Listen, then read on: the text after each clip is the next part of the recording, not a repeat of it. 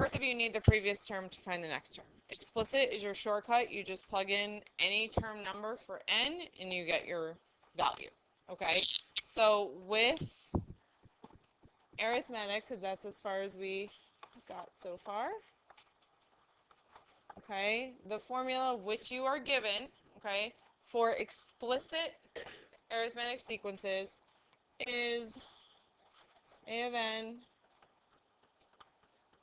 the first term, plus n minus 1 times your common difference or your rate of change, which means the same thing, okay? Now, what we're going to see today is you could, instead of using the first term, if you're given a table of the zero term, it's going to look a little bit different, okay? So for this one, we know the first term is 6 plus n minus 1 times your common difference, which is 4, okay? So some of you might keep it this way, but since we want to make that connection to linear functions, okay, we want to simplify by distributing all the way through. So we have 6 plus 4n minus 4, 4n plus 2 if you have it this way, or 2 plus 4n means the same thing, okay? So this is your explicit definition, okay? And when I included at the bottom of that, n is greater than or equal to 1, because that's what we're starting with. Do you always have to include that for an explicit definition? No, you do not. Yep. Because 1 is the first term. When we plug in 1 here, 4 times 1 is what? 4 plus 2, which is the value of our first term.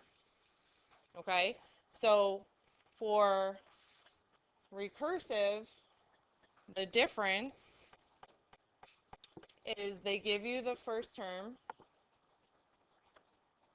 which is 6, and then you have your rule.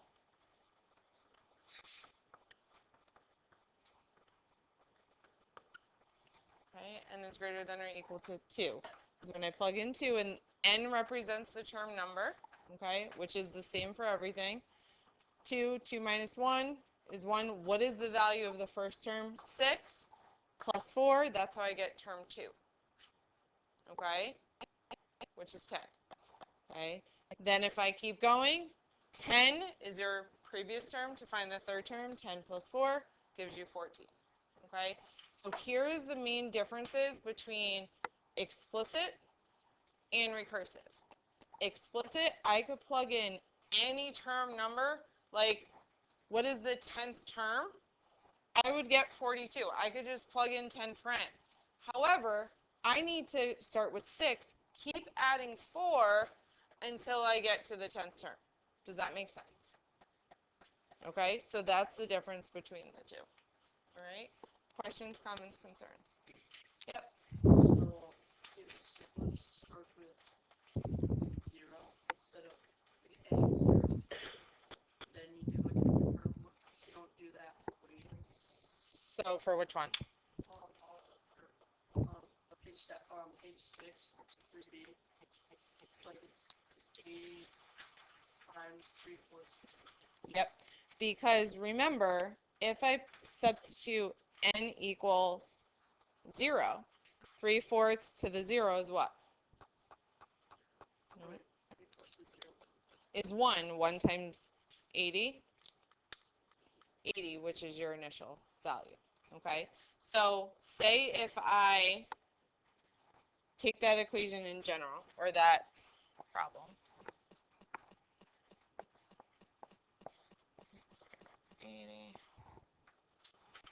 Okay, I'm going to show you two different rules, explicit rules, which we're going to get into today. If I have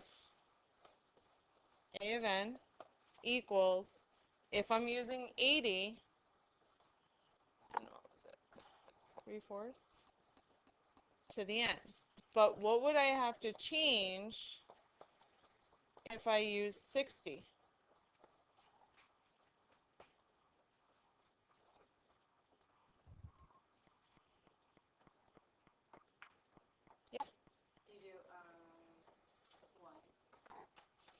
So I would have to do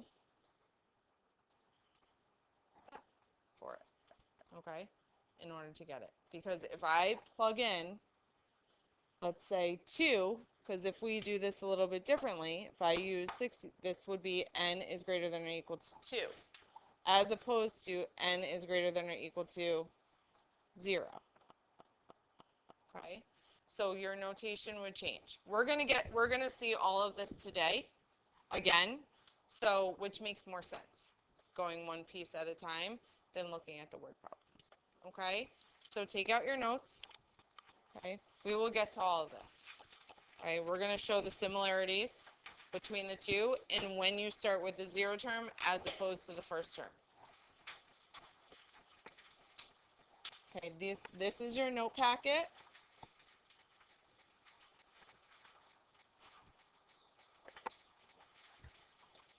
We ended with this guy here, okay?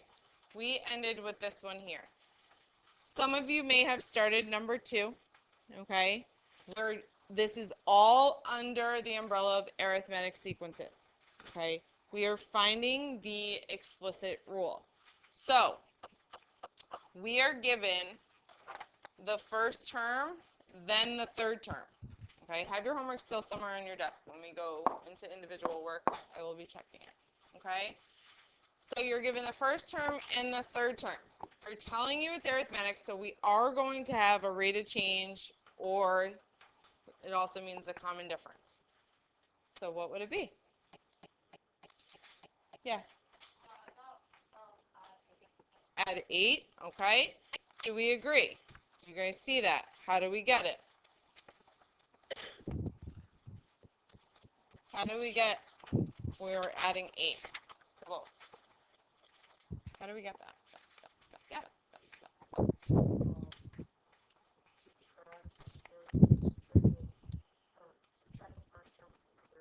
Mm-hmm.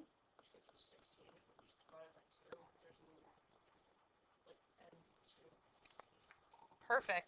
So your common difference is 8, which you're adding, okay?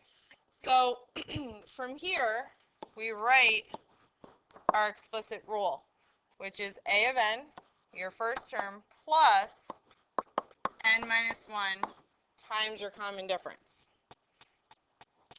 Okay? Now, some of you may leave it this way, but we could simplify. Okay?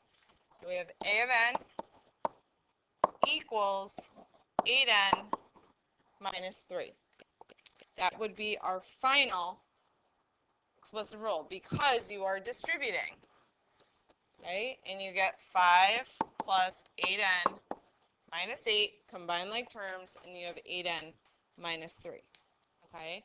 So from here, how would I find the 20th term? Go ahead, Olivia. Good. All we do is substitute 20 in for n. So what is the value of our 20th term? Go ahead, Lucy. 157. Good. Okay, perfect. Okay, so now, using an explicit definition, so you first have to find the explicit definition first, okay? Then we're finding what term number 145 would be. So, first, find the explicit definition. I want you to do that first. Go ahead if you haven't done that already.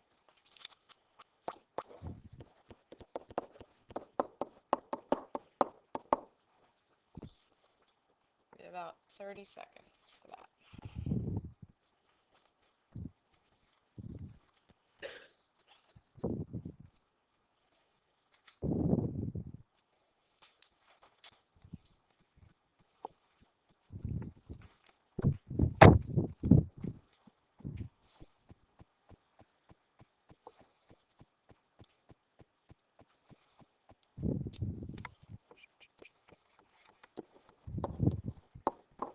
Okay, what is our explicit definition?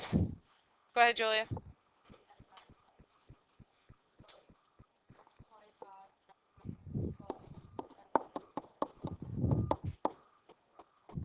Times 8. So when we simplify, we end up getting 17 plus 8n.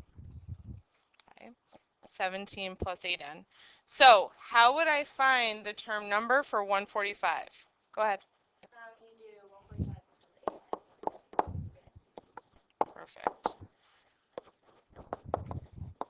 Okay, so since we have the value, okay, plug that in for a of n, all right? We subtract 17, and then we eventually divide by 8 to get 145 is the 16th term in that sequence. Yeah, it's going to look a little, we're getting to that next. Okay, it will look different. Okay, so remember, for arithmetic sequences, for explicit definitions, this is what you will see. Okay, so we're going to keep adding to this as we go through. Okay, now for geometric, okay, take a minute, okay, to determine the recursive definition for this sequence. Okay, recursive, okay, your recursive definition.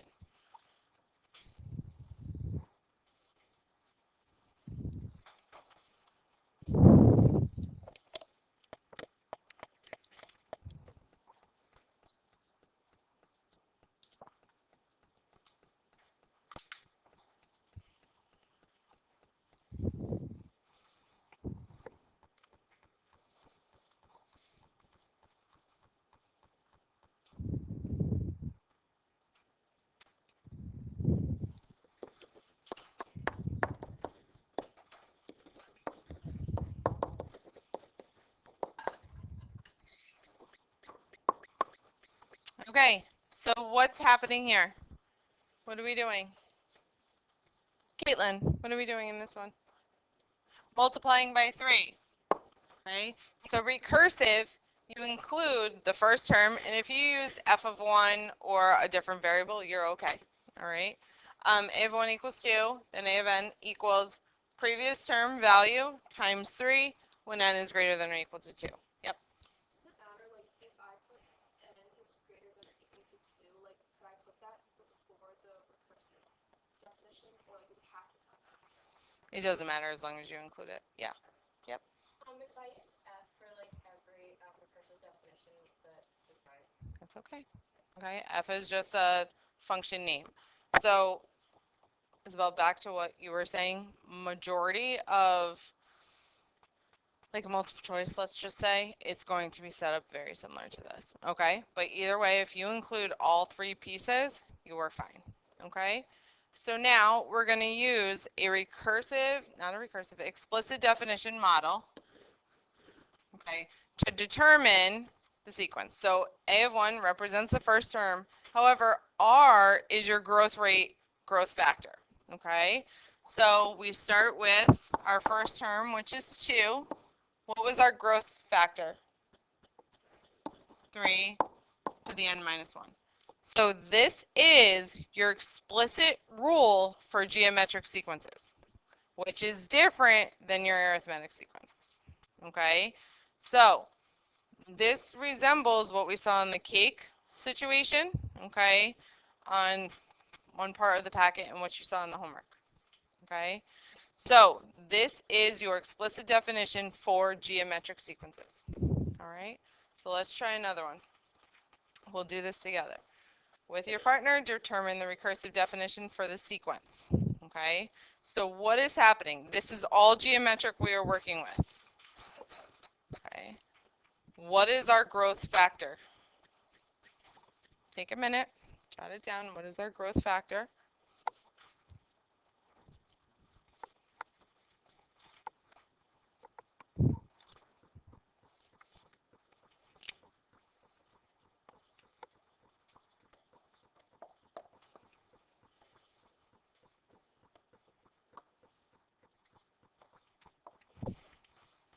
Okay.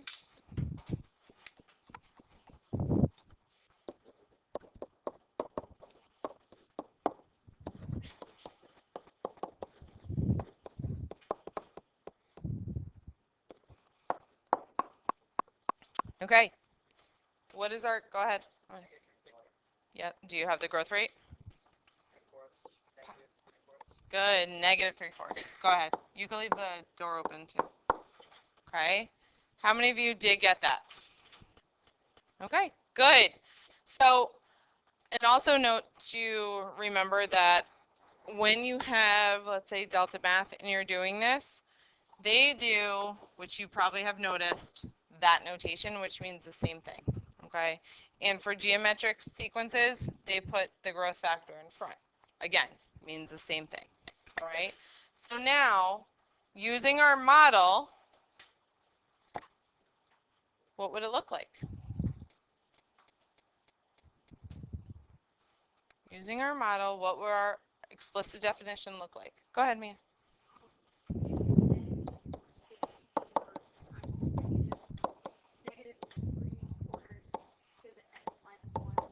Perfect. Good.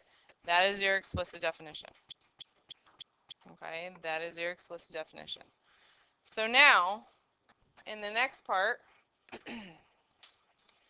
you are going to use the explicit definition to determine A of 6 for the following sequences. So we'll do the first one together.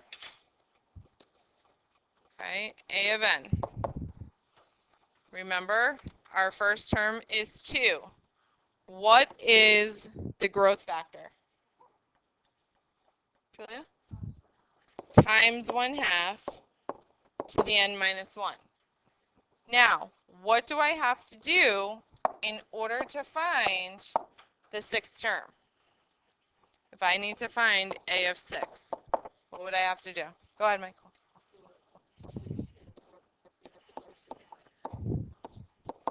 Good. So we have A of 6 equals 2, 1/2 to the 5th. Now, I want to see fractions here. Okay? You want to take care of your exponent first. So, 1/2 to the 6th is the same, to the 5th, sorry. 1 to the 5th and 2 to the 5th. That exponent goes to the numerator and the denominator. Okay? And again, calculators make this easy. 1 over 32. Okay? What is my final answer?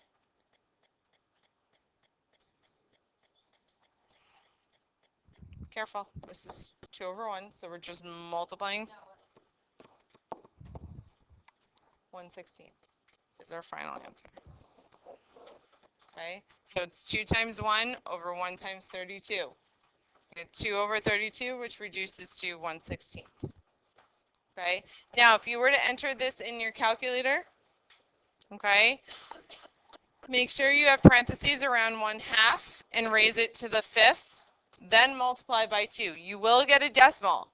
There is a button on your calculator that is math. It's below the alpha key. If you press math, then it says frac, I think, hit enter, then enter again. It writes your decimal into a fraction. Okay, you are able to use calculators on this. Summative on Thursday. Okay, all right, try the next one with your partner. Go ahead.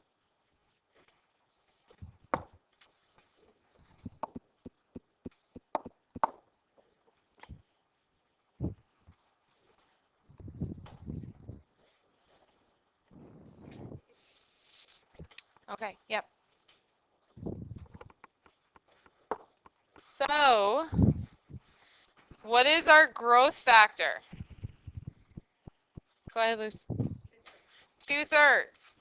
So, our rate is 2/3, but we're not given the first term.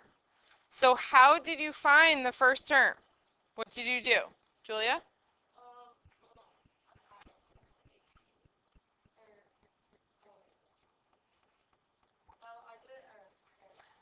Okay, this whole thing was geometric, okay? It's under the whole umbrella of geometric because we're focusing just on geometric before it was arithmetic, okay? Which was a common mistake. It's okay, my fault for not explaining that. So, what would be my first term? Oh, go ahead. How'd you get it? Multiply by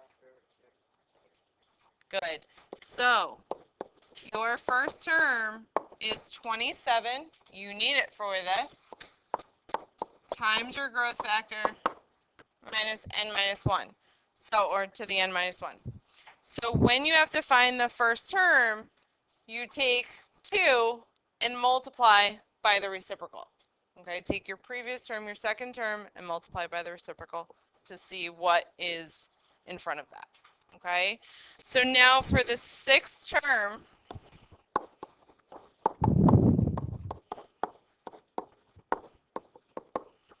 okay, so we have 27 2/3 to the 5th. Okay, what is 2 to the 5th? 32. What is 3 to the 5th? 45. Okay. When all said and done, what did we end up with? A reduced fraction. What do we got? Anybody? Michael? 32 over 9. Yeah. Now, you will see, okay, this is just getting our fraction practice in there and multiplying. You will see on the summative that I will put either reduced fractions or decimal form. Okay? So to get this, if you needed to, do 27 times 32 divided by 243. You will get a decimal. Then press math, which is this button here, okay, below the alpha key. The first one says frac. Hit enter, then enter again, and it turns it into a fraction. Okay? So, arithmetic explicit rules as follows. Okay? And it will tell you which one.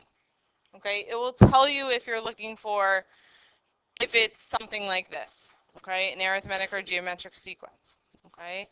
Geometric is the first term times the rate to the n minus 1. Okay?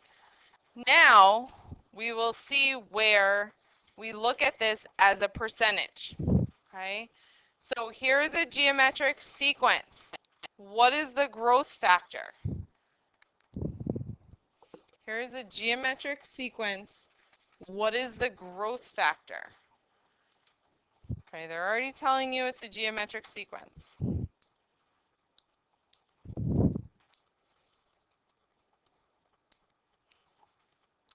Give me 3 over 2. What would that be as a decimal? 1.5. Okay. The reason I say that is because it's leading into this question. Okay. So one way to describe the growth above is to say it's growing by a certain percentage. Okay. Each time explain your reasoning. So what percentage is it growing by? Yeah, Jonah. Careful. Think of percentage, right? 0 to 100. Yep. 50%. Why?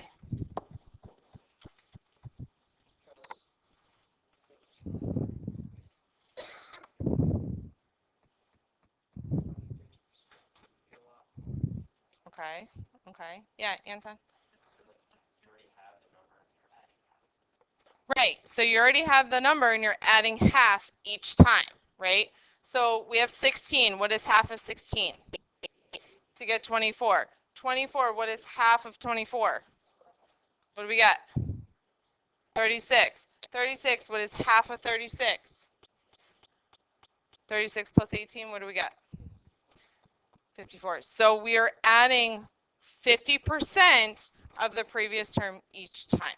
Okay, so when we get into describing population, okay, describing bacteria, this is what we're going to look at. And it's more so word problems for exponentials, which we'll eventually see. Okay, some of you are already know some inkling in terms of exponentials, but this is where we're going to see percentages wise. Okay, if it's over 100, what is it growing by? What is the difference? Okay, if it's less than 100, then it's growing or decreasing by a certain amount. All right, So when we see, and you're going to see this a little bit towards the end, probably on the last page, finding population in two bacteria. We'll talk about that when we get there, but it's to make the connection as to geometric sequences is talking about a percentages growing by each time, okay? So now, if we look at two definitions, okay, we have the first one, which is what? What is this first, recursive or explicit? Recursive, and B is explicit, which it says right there. So I want you to list the four terms of the sequence, doesn't matter which one you use, okay? Which would be more efficient to find f of 50, okay? So you and your partner, look at the two equations, find the first four terms of the sequence, and number two, A is recursive and B is explicit. Which one would be more efficient? Once you are done with those two, you are going to try the next two.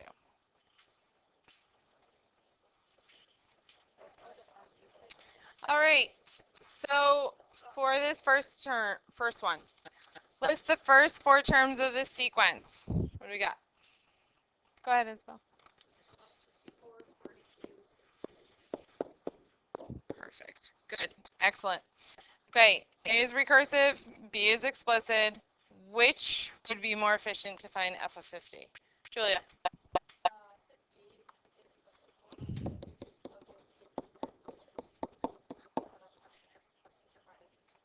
Perfect. Okay, because we could just take n is equal to 50. Easy shortcut, very efficient because we could just plug it in. We don't need the previous term. Okay, we could just plug it into the formula. How many of you? Good? Good, good. Okay. Now we have arithmetic sequences. We have recursive first and explicit. What are the first four terms? Go ahead, Jason. Okay, perfect. Now, notice here the recursive formula uses n is greater than or equal to 2. However, explicit uses n is greater than or equal to 1. Why? Yeah, Liz. Because if n were 1, that would be 0 times 7, which is 0, but you still have 15, and you start with 15. Okay, so which one did you say, for D? Or for which one? D. For D. Okay, good. So if this was 1, right? If they're using 1, 1 minus 1 gives you the 0. 0 times 7 is 0. 15, which represents our first term, right? Cool.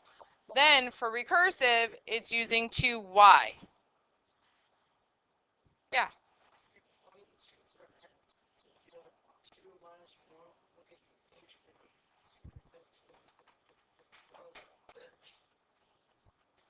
You're right.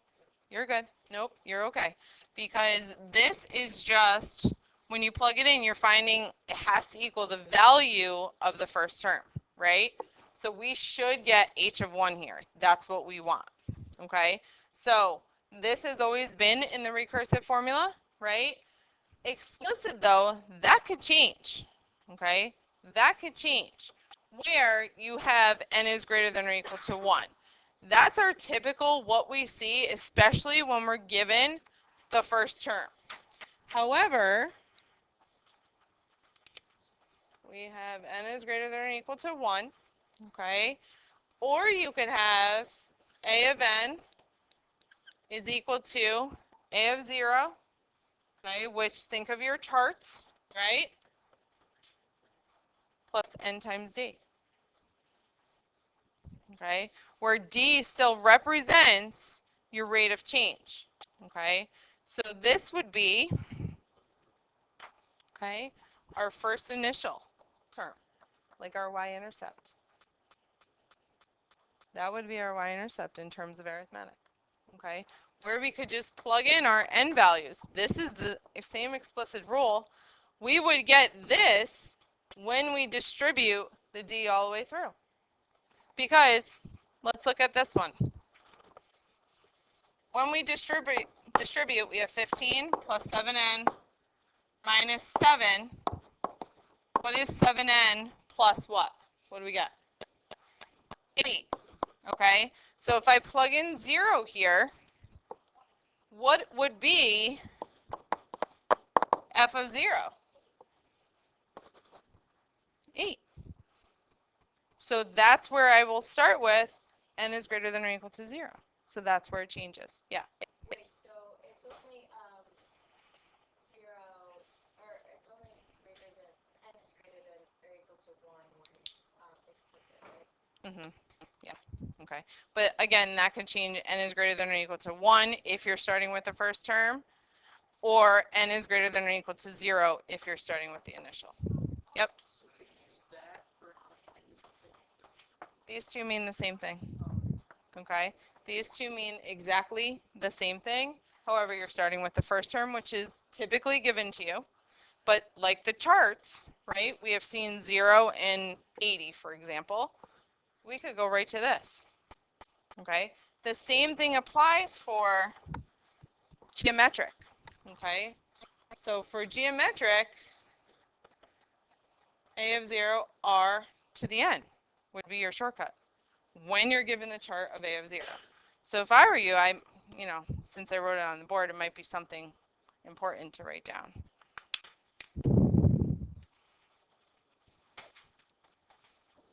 Okay, and you could write it under your notes. You could write it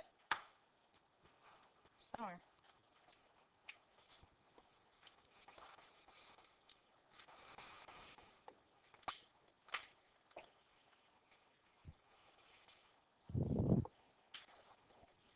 The reason is you're going to see it in the next problem.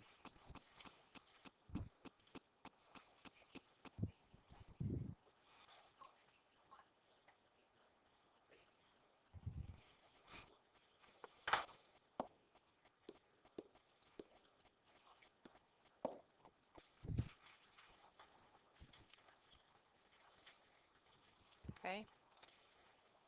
So the reason I went through that is because I'm going to show you both different ways when you get to population patterns in this case. Okay. So the table to the right shows two animal populations growing over time. You have population A and population B. Okay. What I first want you to do, and this is as far as we'll probably get before lunch, population A or population B is either arithmetic or geometric. Okay. First go through population A, tell me what it is, and then population B, tell me what it is. Okay. And you could jot down either your rate of change and or your growth factor next to it.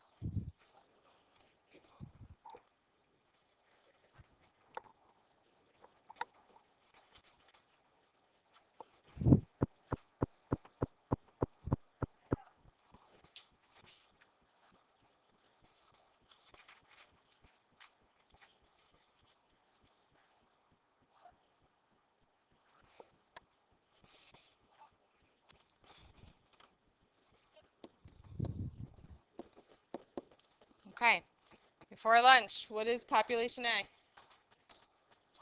Arithmetic, okay. Because why? Okay, you're adding 6,000 from the previous term, okay, to the previous term. Now, population B is what? Okay. Okay, why? Good. Okay, excellent. Okay, multiplying by 6/5. So we should have seen population A was arithmetic. You are adding 6,000 each time. Population B is geometric. You're multiplying by 6/5 each time. When we get back, we will finish. Have a good lunch. Being arithmetic, which is plus 6,000, and population B, which is geometric, which you're multiplying by 6/5. So what I want you and your partners to do is find an explicit equation for population A and B. So it's going to be in the form above or that you see on the board. And then does population B ever overtake population A? If so, when? Okay. So I'm going to give you about 5 minutes, not even 3 minutes, to do 2, 3, and 4. Go ahead. So, I put two separate things up here, okay? The first one is just using our arithmetic formula, the first thing, using the first term, which is 29,000, plus n minus 1 times 6,000, okay? However, when you distribute the 6,000, you will end up with that. So you could just jump to using that first value. So that's where we get 23,000 plus your common difference, okay, or your rate of change times n. So this one will eventually lead to this one right here, which we could have just got from the chart. Okay? So do you see how they're both related? Yes or no? Not really sure. Okay? Because when you distribute, you will end up with this. Okay? So same thing applies for population B. Okay? If I did B of n, should say, is 650. We have to include the n minus 1. Okay, God bless you.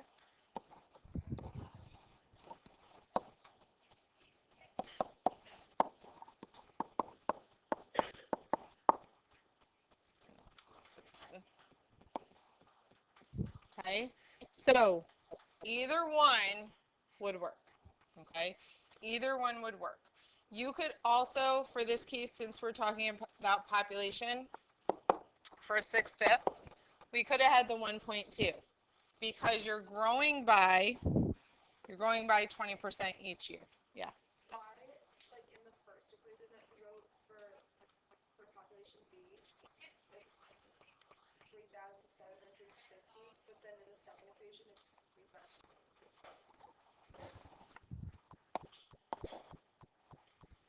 Okay. So here, this is our, if I was to plug in 1 here, right? So our first term, 1. 1 minus 1 gives you 0. 6/5 to the 0 is 1 times that. That gives us our first term. So here we have n, because when we plug in 0, our initial year, 6/5 to the 0, we end up with this. Okay? All right. So does population B overtake population A? What do we think? Yeah. It does. Why? Just like 5 and n equals 7. Mm-hmm. Like for B7 would be 11,197, and A7 would be 65,000. There's plug for 7. Okay. Okay. So what do we notice about population B? What's happening in population B?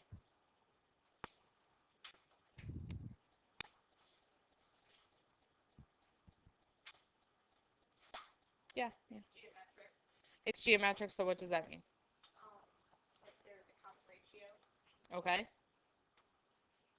The common ratio is 6/5. Okay. Yeah, Jason. It's being multiplied. Okay. Yeah, Anton. It's actually getting bigger and bigger, so it's going to get bigger by 4. Good. It's going to get larger each time because it is exponential. You are growing by 20% each time of what's given. So 450 times 20%, you add that to it. Okay? You are growing exponentially, so it's happening faster as opposed to arithmetic. It is growing at a constant rate. So eventually, population exponential. Eventually, population B will overtake population A. However, not until the 21st, 22nd year. Okay, and the only way to find that for right now, from what we know, is to keep plugging in values for n. Okay, to see what the population is as you continue this chart. All right, so we have two definitions, but they mean the same thing. Obviously, their starting value is going to be different depending if you're starting with the first term or 0, which is your initial value, okay, which is a of 0. All right. So, two bacteria populations, very similar, okay. You have two bacteria populations changing over time, measured in hours since the populations were first counted. Describe a pattern, okay, write an explicit equation for A and B, okay. So I want you and your partners to go through two bacteria populations and then answer half the homework, okay, which is a different type of problem. Go ahead. Those two, I'll give you about 8. What do we notice? What's happening to population A?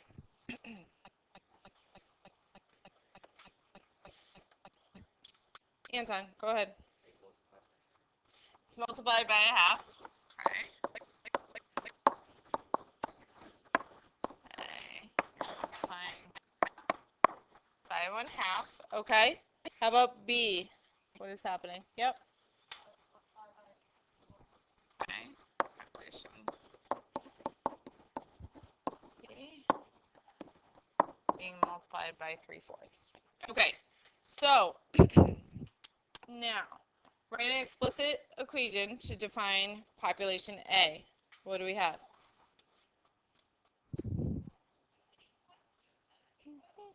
Go ahead, Isabel.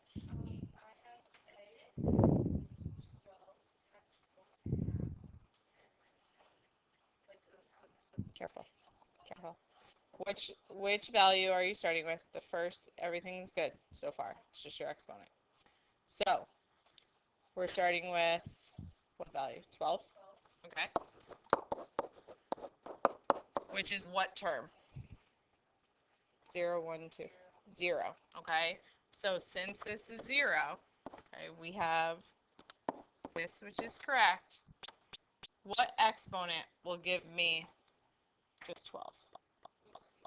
It would just be n. Okay? Good. All right. Ooh, excuse me. Ooh. Okay.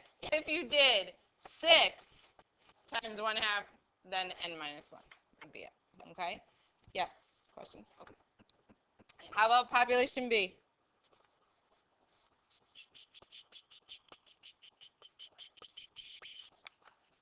Hi, people. It's my same people. Ellery, what do you got? Mm-hmm.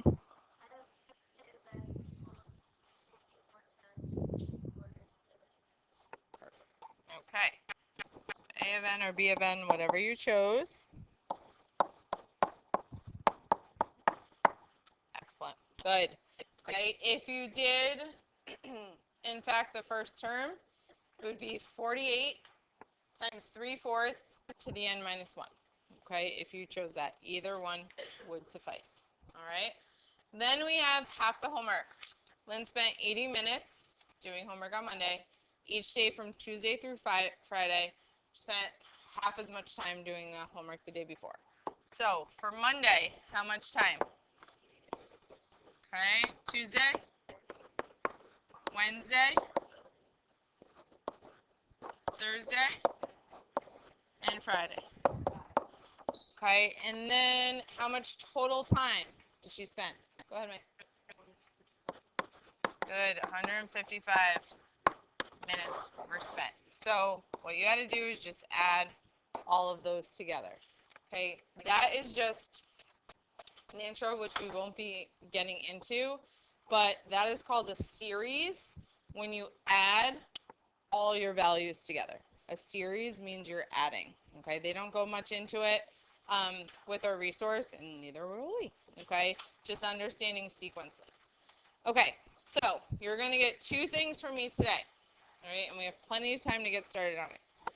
This white packet is the practice on this stuff. Okay, this current stuff, the explicit. Okay, it's a lot of practice on our explicit. Okay, you are also getting your review. Now, one thing with the review, it is pretty lengthy, and with the holiday, this weekend, typically I would have tested you guys possibly on Tuesday, okay? But we're testing on Thursday, okay? Your test is on Thursday because we can't test on Tuesday. So your test, okay, will be calculator. You'll be given the formulas, which you will see throughout, okay? On this one, they're right at the top. So the review, I will be posting some of these answers done out, okay? Those are the ones I kind of want you to do, all right? A lot of it can be repetition. So if you're good on something, move on, okay? Just because it's a lot of practice, which is also good practice. But if you see that it's repeating, don't do it, okay? Don't do it. If you want to do it, awesome, okay? It's just extra practice. But the review, certain problems should be done. I will spell them out. I did the majority of them that you will see on the key, but definitely I would say this first page and the word problems that you see in the back and the next few pages. Okay? Yeah. So our test is next time. It's Thursday. Yep. Your test is next class. So as you go through this, you could jump around and look. You could jump around and look. And if you have questions on specific things, I will be happy to answer. Tomorrow I'm here after school, okay? Period 2, I'm also available. If you have any questions, Thursday, which is the day of your test, period 1 a.m. Yes? Okay. The STEM Center is also available, which is located in the library, okay? The majority of days, it is, here's the schedule, staffed with a math teacher.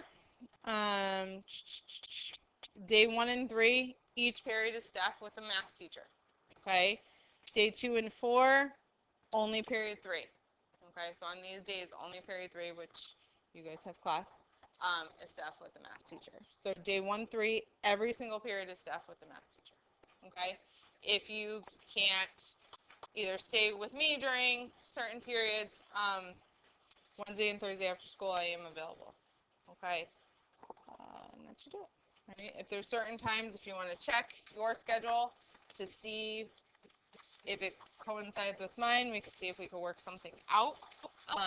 But definitely please send an email, especially on the periods that I don't teach. Okay?